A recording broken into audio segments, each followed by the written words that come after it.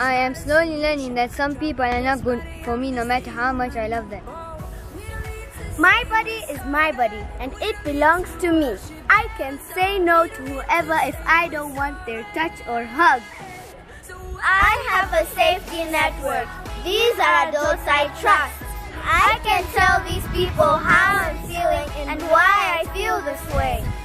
I should never keep secrets that make me feel bad or uncomfortable. If someone asks me to keep a secret that makes me feel bad or unsafe, I must tell an adult from my safety network.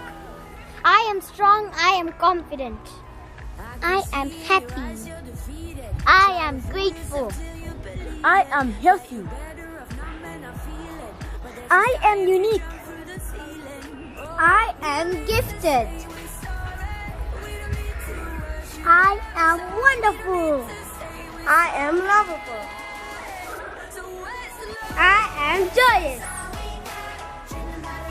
I am talented. I am thoughtful. I am kind.